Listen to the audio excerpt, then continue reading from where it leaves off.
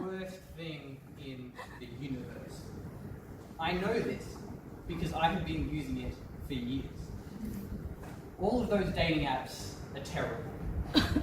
Now sure, sometimes they work for some people. Some get lucky and meet a partner on them. But most of the people who use them won't. And either way, it's a pretty degrading experience.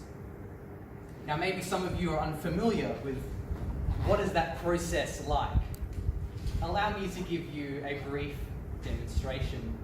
This is what it feels like to be a strapping young 25-year-old lad on a dating app. Someone give me attention.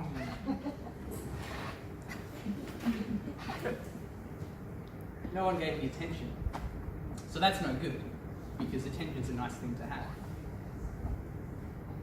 And maybe you'll hear back from someone with some boring response, and you don't really want to message them back, but you do it anyway, because you want that validation of, ooh, someone's messaging me, yay. So as you can tell, I'm a little burnt out from the online dating experience. It's very passive, sitting around hoping that someone interesting will log on, hoping that Charlene will message me back. So instead, I've been putting in a lot more effort to meeting women in person, taking up meetup events, going to different hobbies and activities. I even went speed dating lately.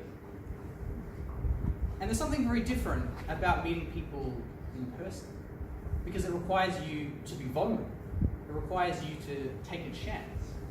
So when you do make a connection to someone, it feels amazing.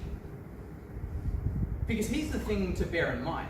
This is what it feels like for most single men most of the time. They see a lady that they find attractive, and they're like, ooh, she looks nice. Looks nice. And they don't say anything, they check them out. But why am I here ranting rather embarrassing things about my dating life? Hopefully there's a good reason for it. There is. Dating is always a great analogy for discussing things.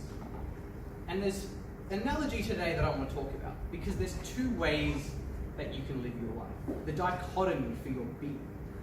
The first way is you can live passively and reactively. You can sit around hoping that the universe will give you what you want. Wishing, wanting, and waiting. I wish I had a better job. I wish I had big muscles. I wish Charlene would message me back.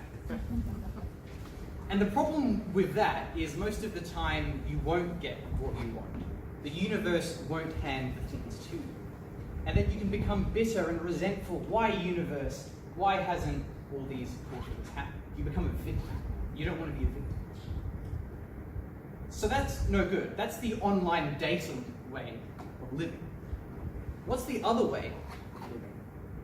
If that didn't sound like a prescription for fun. The other way of living is you can be active. You can be proactive.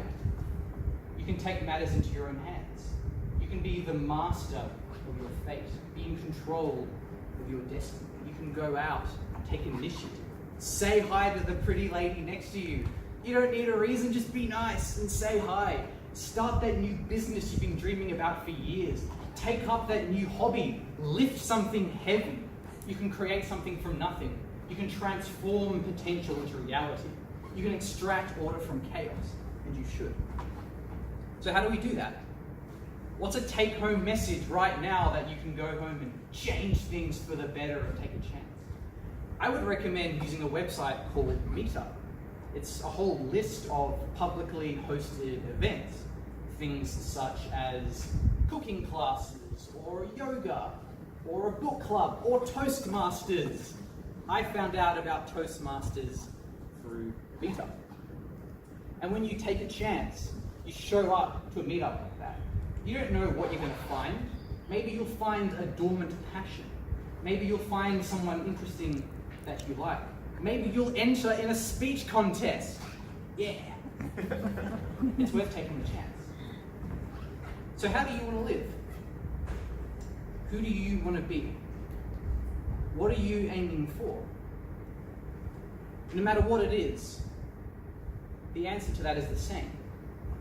You can't swipe right forever. Believe me, I've tried. There's no app for achieving all of your goals and being happy. There's only one way to do that, and that's to do that. To take charge, take initiative, go out and do something. But that requires you being vulnerable. It requires you doing things that make you nervous. You have to be brave. You have to persevere and push through those doubts, the nagging insecurities, the voice in your head telling you that you shouldn't and that it'll be weird to say hi to the pretty lady next to you. You need to muster the gallantry inside of you. You need to take a chance. The sky is the limit. The world is your oyster. So get out there and make it happen.